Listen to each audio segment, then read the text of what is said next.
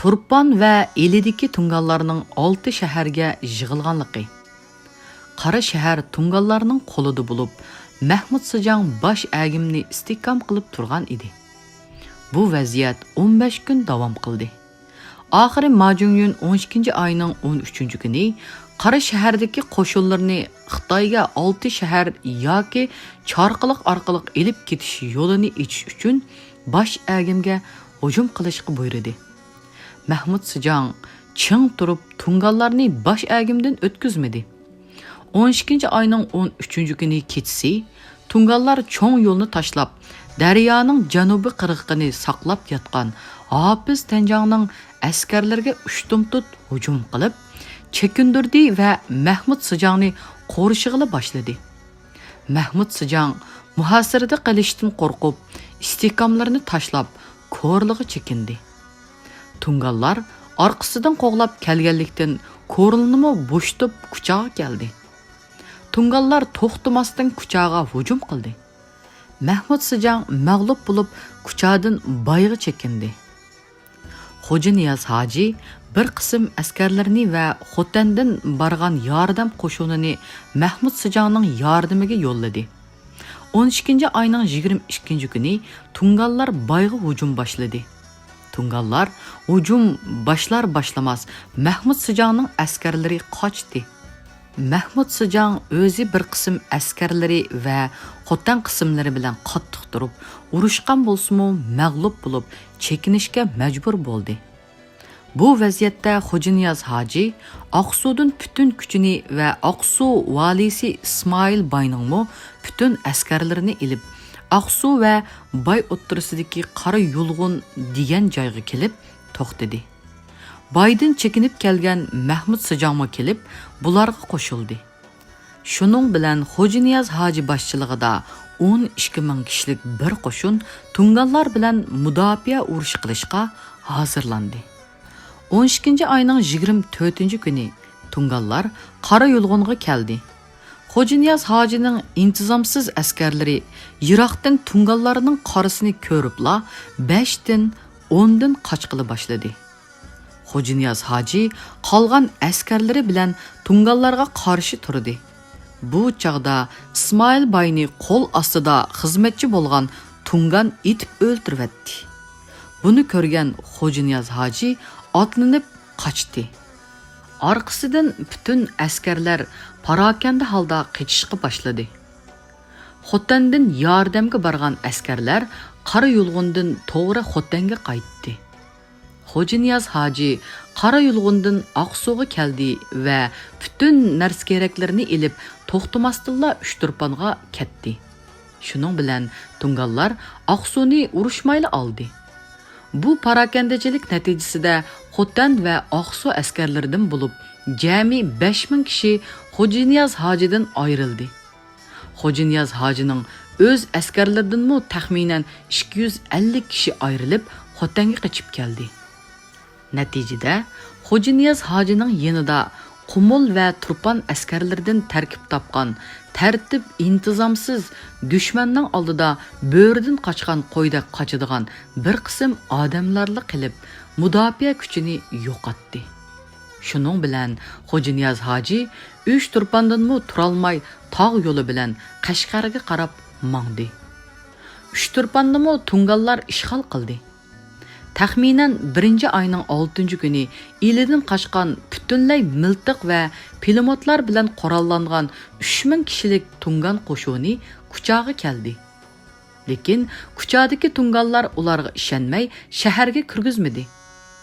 Ularni shahardan 27 kilometr janubda To'qsunning Dushanba degan yerida to'xtatib qo'ydi.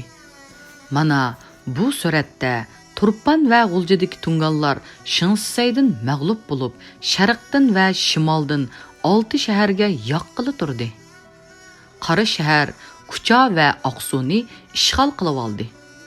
Xo'ja Niyaz Hojining qo'l ostida son jihatdan tungallardan ko'p va yaxshi qurollangan qo'shin bor edi. Lekin uning layoqatsiz qo'mondonlari, ruhiy jihatda tushkun va tartib intizomsiz askarlari sababidan yuqoridagi joylarni mudofaa qilolmay tungallarga bo'shtib berib Qashqarga chekindi. 1933 yili 12 ayning 18 kunidan boshlab Shinsay Turpanға askar avatkili boshladi. 12 ayning oxirlarida aeroplandan, ya'ni Turpan shahrini bombardimon qilamiz. Majonyunni haydab chiqarib, Tangri tog'ining janubini Uyg'urlarga o'tkazib berib, askarlarimizni elib chiqib ketamiz deb yozilgan tashviq varaqlarini tashladi. Aslida Shinsayning maqsadi bir tarafdan Sharqiy Turkiston xalqiga yaxshi ko'rinish, yana bir tarafdan tungallarni qo'rqitib qo'yishdan iborat edi. Ammo Majonyun ching turib olganlikdan shahar atrofiga bomba tashlab, uni shahardan qochishga majbur qildi. Majonyun 1934 yili 1-ayning 15 kunigacha Turpanning tog'liq joylarida qarshilik ko'rsatib yurdi. Oxiri 1-ayning oyig'ida Qora shaharga keldi. Majonyun nihoyat qiyin ahvolda qolgan bo'lib, bakmu aloqazotichilik ichida edi. Chunki u Qashqar tarafga qochsa, u yerda to'plangan Uyg'ur askarlarining qo'lida yo'q bo'lishdan qo'rqatdi. Agar Chorqilik yo'li bilan Gansuga qochsa, u yerdagi dushmani Mabufangning qo'liga tushib qolishdan qo'rqatdi. Ya'ni bu haqdagi tafsilotlarni navbat kelganda bayon qilamiz. Majonyun Davanchang urushida og'ir mag'lubiyatga uchragandan keyin Qumul qismining qo'mondoni Yo'lvosbek uningdan ayrilib chiqdi va o'zi Qumulning tog'liq joylaridagi mustahkam tabiiy istiqomlarga o'rinlashgandan keyin mustaqillik e'lon qildi. Majonyunning Qashqarga kelganligi. Majonyun Qashqarga kelib, Qashqar tarafga yurish qilish yoki Chorqilik bilan Gansuga qochish haqida ishkilanib turgan chog'da Kuchadan elidan qochib kelgan tungallar Majonyunga bo'ysunmay Chorqilik yo'lidan Gansuga qaytishga tayyorlanayotgan edi. Bu ishkilanish asnosida Majonyun yuqorida nomi tilga ilingan Mafuyanni Qashqardagi milliy inqilobchilarning kuchini sinab beqish uchun 800 otliq tungan askari bilan avatgan edi. Majonyunning maqsadi agar Qashqardagi milliy inqilobchilarning kuchi ko'p bo'lib, Mafuyan mag'lub bo'lib, Qashqarga barmay udul Chorqilik yo'li bilan Gansuga ketish. Agar Xo'janiyaz Hoji har doimgi odati bo'yicha Mafuyanning askarlarini ko'rar ko'rmas qochib, yo'lini bo'shatib beradigan ahvol bo'lsa, darhol Qashqarga berish edi. Mafuyan Qashqarga kelganda Xo'janiyaz Hoji boshchiligida butun milliy qismlarning shaharni bo'shatib chiqib ketganlik xabarini olgan Majonyun dushman kelgan hamon Qashqarga qochishni planladi va Kuchadagi elidan qochib kelgan tungallar bilan aloqalashib, ularning Qashqarga berishiga va birlashishga qoyil qilgan edi. Shinsay 2-ayning 15 kuni Rus generali Bektev qo'mondonligida Rus, Tatar, Qozoq va Xitoylardan tarkib topgan 3500 kishilik bir qo'shinni cho'ng yo'l bilan Qora shaharga yo'lladi. Yana chegara bo'ylab 800 Rus askarini Qora shaharga mang'uzdi. Bu qo'shin Qora shaharga yaqinlashganda 4 aeroplan uchib kelib, Qora shaharni bombardimon qildi. Bombardimonda zaharli gaz bombalarini qo'llanganlikdan nurg'un begunoh xalq o'ldi. Majonyun shu kuni Qora shahardan qochib Kuchaga keldi va u yerdagi tungallarni Qashqarga yo'lga soldi. Ruslarning orqasidan qo'g'lab kelayotganligini anglab, Kuchada 2000 tunganni qo'yib, o'zi Oqsuvga mangdi. Ertasi Shinsayning askarlari yetib kelib, 2 soat ichida tungallarni mag'lub qilib, Kuchaga qo'g'ladi. Majonyun Oqsuvdan qochib 3-ayning 11 kuni Qashqarga keldi. Shuning bilan butun tungallar ilgari oxir bo'lib Qashqarga yig'ildi. 3-ayning 1-kuni Amir Abdulla tungallarning Maralbeshi orqali Yarkentga kelishini to'sash uchun qo'mondonlardan Abaydulla Axun, Qurbonniyaz Hoji va Abdul Hakim Axun boshchiligida Maralbeshiga askar yo'lladi. Bular Maralbeshi bilan mengib Yarkentga yurish qilmoqchi bo'layotgan tungallar bilan, ya'ni Oqar O'stangbeshi degan joyda urushib, ularni chekindirdi. Tungallarning yinib Qashqarga qarab mang'anligini anglagandan keyin ular yana Yarkentga qaytib keldi. General Bektif Majonyunning orqasidan qo'g'lab mengib Kuchani oldi. U yerdan Oqsuga keldi va 1934-yili 7-oygacha shu yerda qoldi. Bu kunlarda Majonyunmo Qashqarda edi. İnqilobning fojialik sahnalari 1934-yili 7-oyning 17-kundan boshlab Majonyun bizdan Yangsarni talash qila turdi. Biz Yangsarning Hindiston va Afg'onistonga boradigan yo'l ustidagi muhim strategik o'rnini ko'zda tutib, uningga radiya berdik va Xotandan Yangsarga yordam uchun askar yo'lladik. 3-oyning 27-kuni Majonyun Yangsarga hujum boshladi. Qattiq urushlardan keyin Amir Nurmuhammad shahrida muhasirda qoldi. Mujohidlar tungallarning kecha-kunduz qilgan qattiq hujumlarga bardoshlik berib, shaharni mudofaa qildi va dushmanni og'ir chiqimga uchratdi. Natijada dushman yaqinidan hujum qilishni tashlab, uzoqdan to'p va pulemyotlardan o'q yog'dirg'ili boshladi. 4-oyning 3-kuni Amir Abdulla Yarkandan Yangsarga keldi. Son va Qoral jihatdan xeyli ustun bo'lgan tunganlarga shiddatli hujum qilib, orqaga chekindirdi. Lekin kashta tunganlar o'ng tarafdagi qismlarimizni qo'rshovga elib oldi va sap buzildi. Amir Abdulla bularni tartibga solaman deb ot selib ketib borganida etiga o'q tegib yiqildi. Uning otdan yiqilgan yeri jang maydonining eng xatarlik nuqtasi edi. Yenidagi hamrolardan to'lisi shahid bo'ldi va ba'zilari qochdi. Shuning bilan Amir Abdulla ko'rinmay qoldi. Ya'ni uning shahid bo'lganligi yoki hayot qolganligini bilgili bo'lmadi.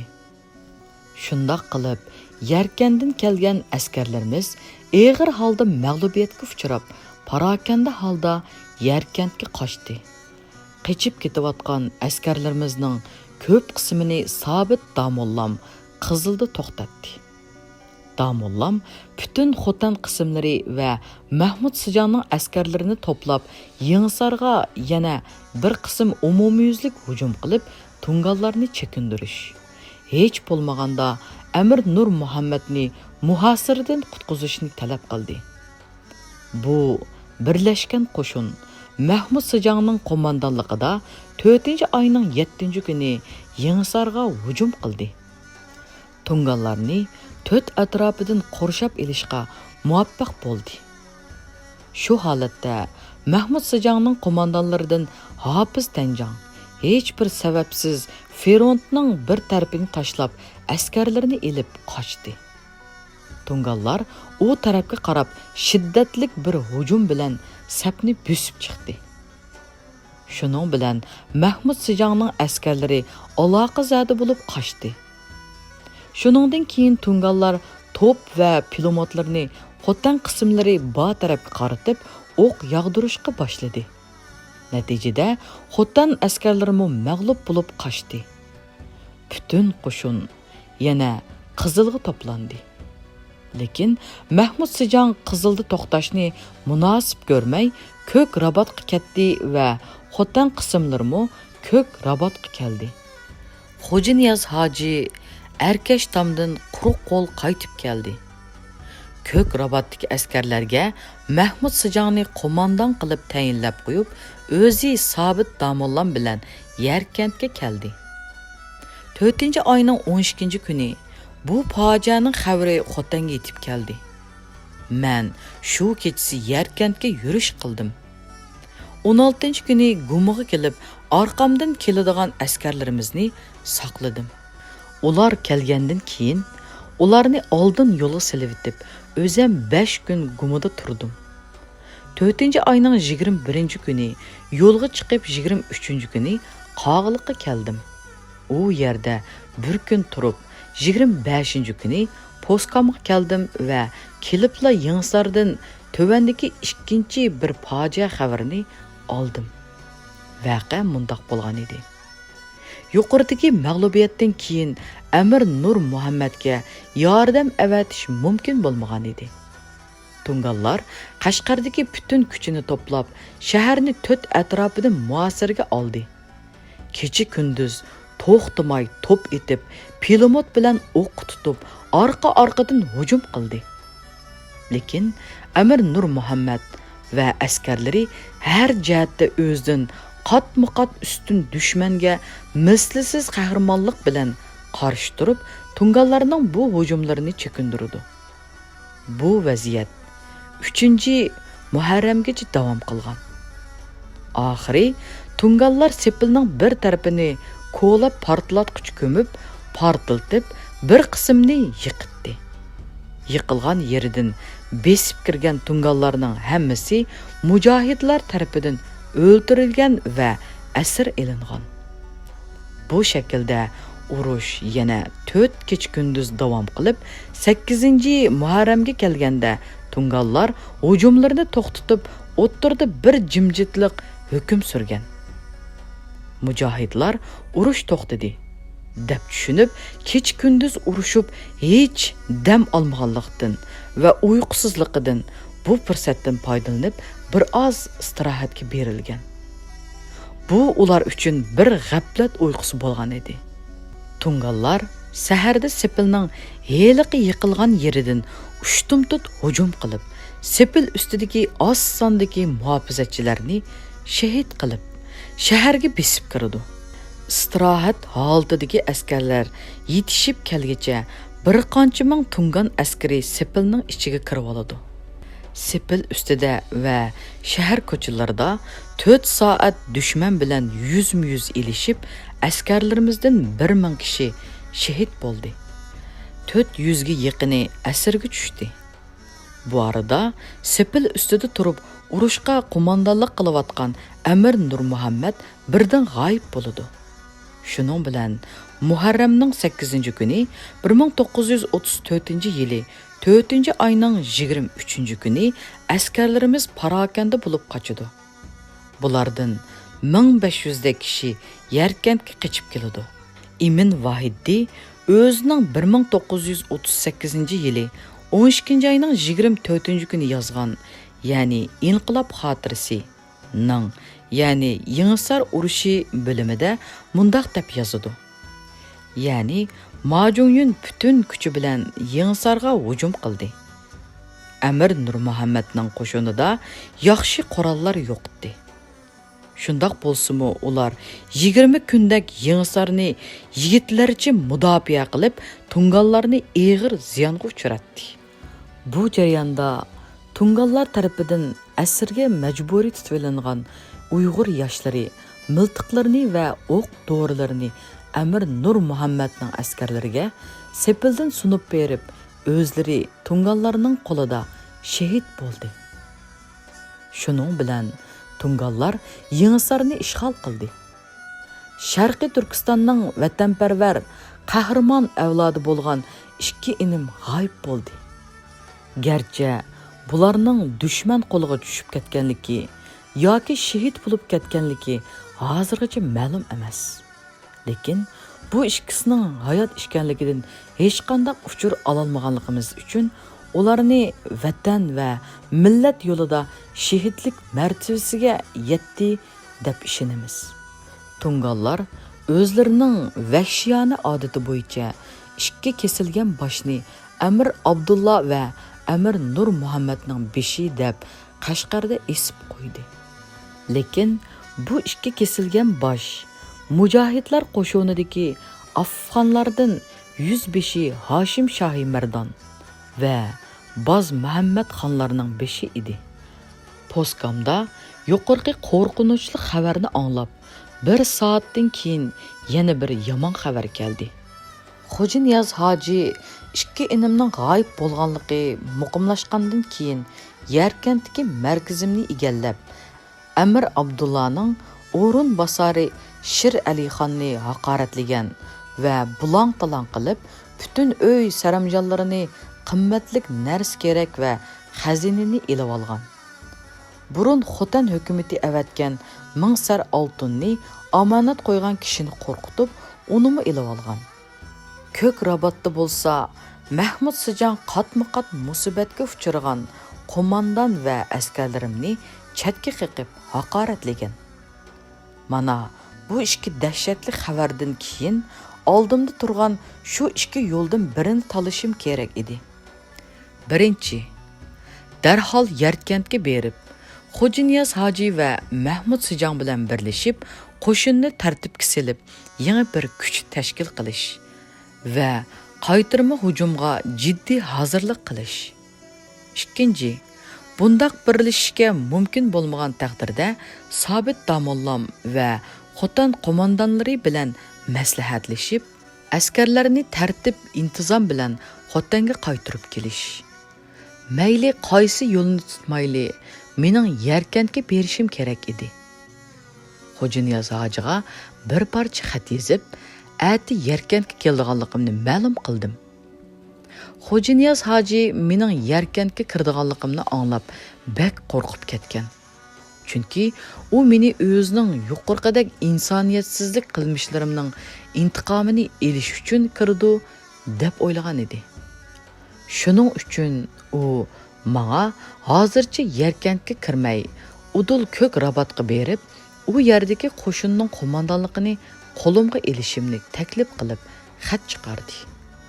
Men bu taklifni qabul qilmay, ya'ni oldi bilan Yarkentga kirib, sili bilan qilishadigan asosliq bir muzokara natijasida bundan keyin qiladigan ishlarimni tayin qilishim lozim degan mazmunda xat yozib kirgizib etib, ertasi Muharramning 11-kuni atdiganda Yarkentga mangdim.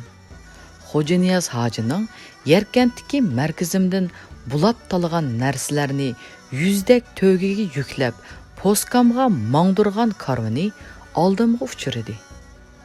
Yenimdeki qo'mondan va askarlarim buni ko'rib jiddilashib qoldi. Men ularga chiqilmasdan tinch o'tib ketishni uqtirdim. Yerim yo'lda Xo'ja Niyoz hoji 200 dak askari bilan uchirdi. Men bir yerda o'ltirib yarim soatlarcha so'zlashdik. Sözünün baş ayağının tayini yo'q edi. Chunki ko'zi doim bizning askarlarimizda bo'lib, qo'rqib dahshat ichida qolganligini yushirolmay qoldi. Patiraq qo'pib, mingib ketishning g'amida edi. Oxiri, ya'ni bola chaqalarim poskamga kelgan ishkan. 2 oydan beri ularni ko'rmadim. O'zlarining Yarkentga bugun kelishlaridan xabarim yo'q. Otlanib chiqibdiman. Men hozir poskamga berib, at yenib kelaman. O'zlari u chaqqicha Yarkentda turib tursizlar. Men kelgandan keyin muzokaralashsak dedi. Men Xo'ja Niyoz hojining qochib chiqqanligini va to qiyomatgacha Yarkentga qaytib kirmaydiganligini sezib qoldim. Uning Yarkentda bo'lganligidan bo'lmag'ini yaxshiroq deb o'ylab Yarkentga mangdim. Kech soat 12da Yarkentga berib, Sobit Damolla hojim bilan ko'rishib, qilishadigan ishlarimiz haqida muzokaraga kirishdik. Biroq Damollammo nima qilishini bilmay, gangirab qolgan bo'lib, xiyolida jinini qutqizib, chet elga qochishdan boshqa narsa qolmagan bir holatda ishkan. Men Yarkentda 24 soat turdim. Muharramning 12-kuni, ya'ni 4-oyning 27-kuni ishonchli kishilar menga shu xabarni yetkazdi.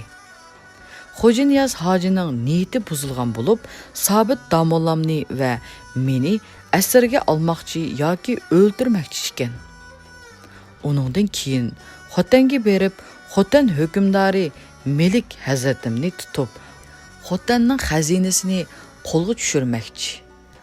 U yerdan Xotan qiyi bilan Oqsuga berib, u yerdan Shinseyning Xitoy va Rus qo'mondonlariga bu xizmatimni doklad qilib, o'zini o'limdan qutqizib qolmoqchi. Shunga qandoqlik qilib bo'lmasin, bu planni bugun yo ati amalga oshirmoqchi bo'lganligi ma'lum edi.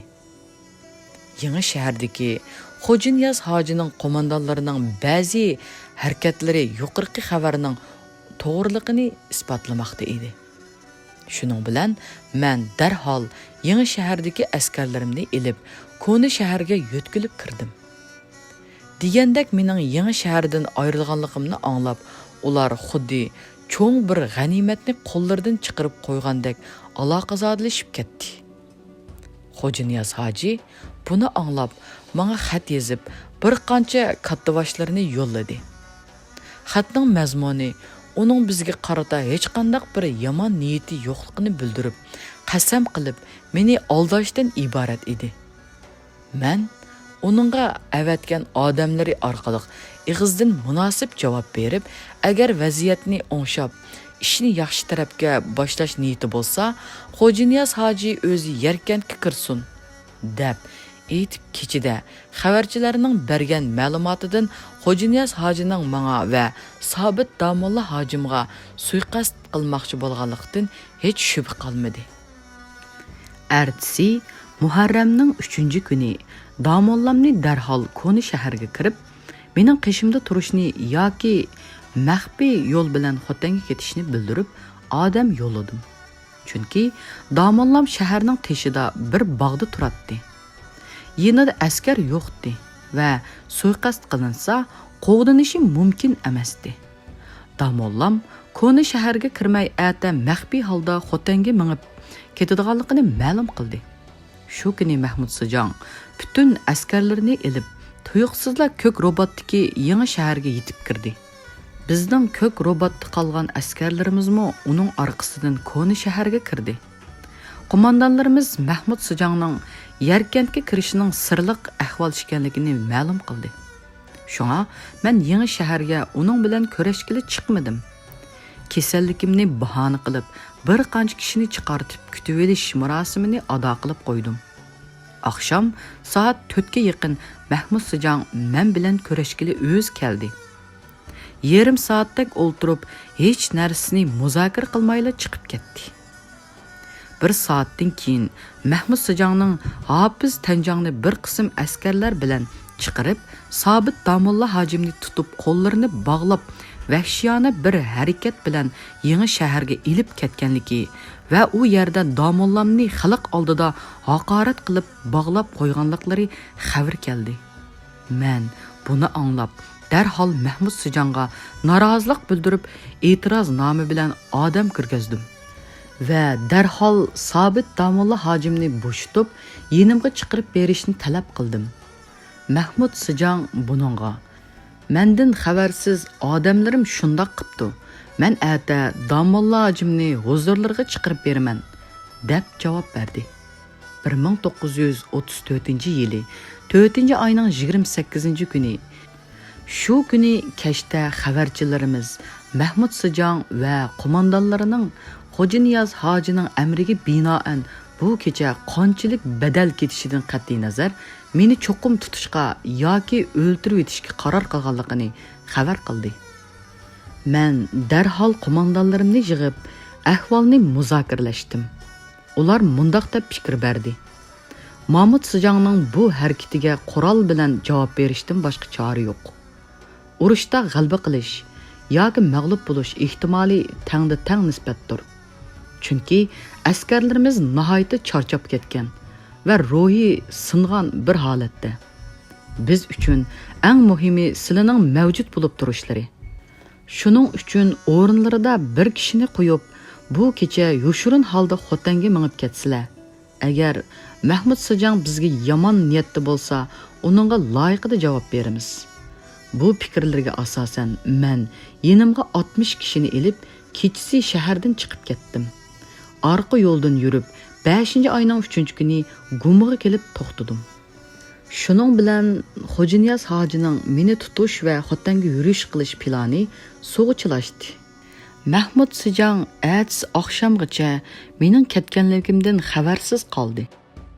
5 ayning 4 kuni bu xabarni anglagan Mahmud Sijang planni o'zgartib, o'rnimda qolgan qo'mondonlarimizdan G'appar Hoji, Tursun Baqixon va Muhammad Aysoxon qatorliqlarni askarlari bilan birlashib, birlikda turib tungallardan mudofaa qilayli degan bahona bilan yangi shaharga elib kirishning kuyugi tushdi. Buningdagi maqsadi ko'pinchisi piyoda qismlardan tarkib topgan Xotan qo'shinini tungallarga qarshi oldingi safga chiqarib qo'yib, o'zi tungallarning hujumdan xotirjam bo'lib, Xo'janiyaz hojining orqasidan Oqsuga yurishdan iborat edi. Qo'mondonlarimiz Mahmud Sijangning niyatini bilib qolganlikdan buningga qo'shilmadi.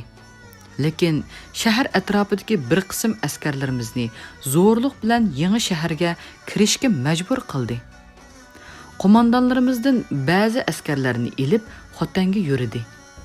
G'appar Hoji boshliq bir qancha qo'mondonlarimiz Mahmud Sijangning tahdidlariga pisand qilmay, Ko'ni shaharda turaverdi.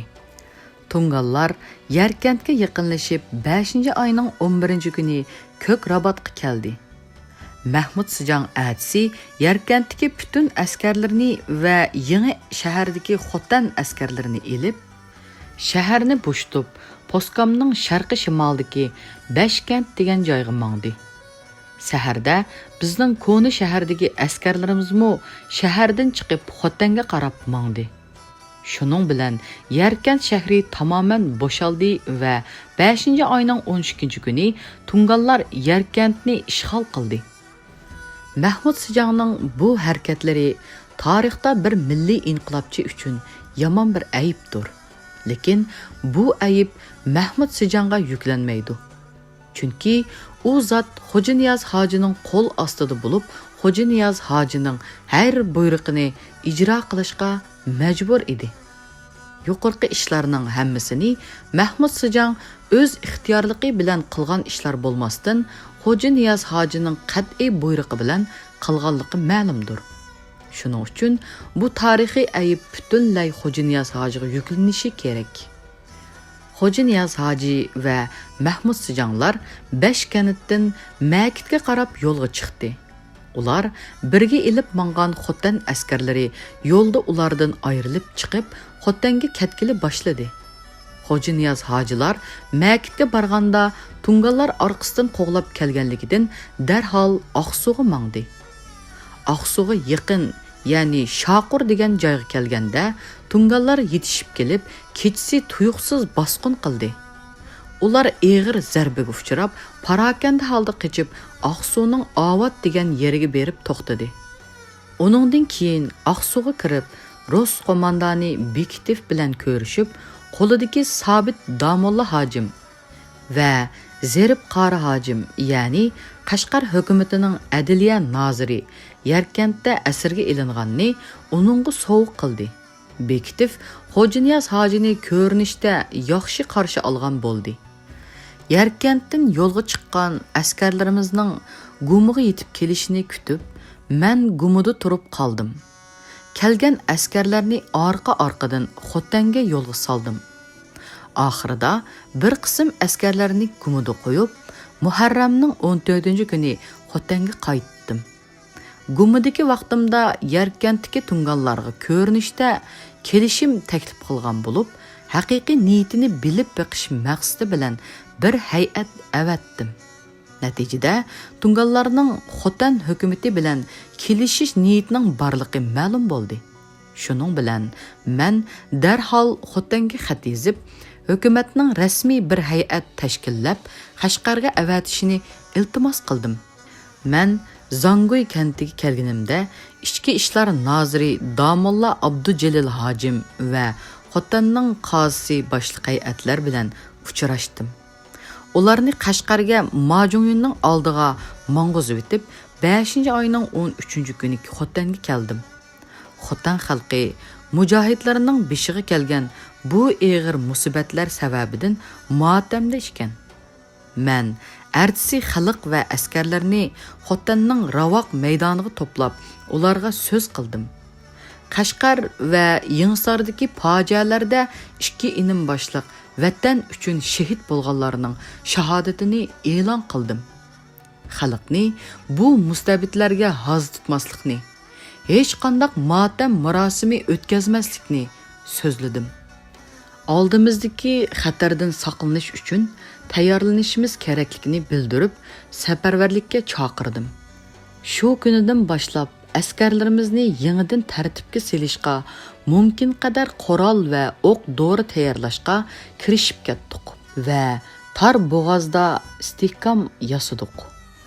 Biz bu ishlar bilan shug'ullanayotgan vaqtda Mahmud Sijang va Xo'janiyaz hojilar bizga ayrim xat yozib, Yarkandagi qilmishlari sababidan tarix oldida zimmasiga yuklanadigan aybini yushirish uchun Yarkand mag'lubiyatining mas'uliyatini bizga ortib, yana bizni ularning tarafiga o'tishga, ya'ni dushmanga taslim bo'lishga da'vat qilgan edi.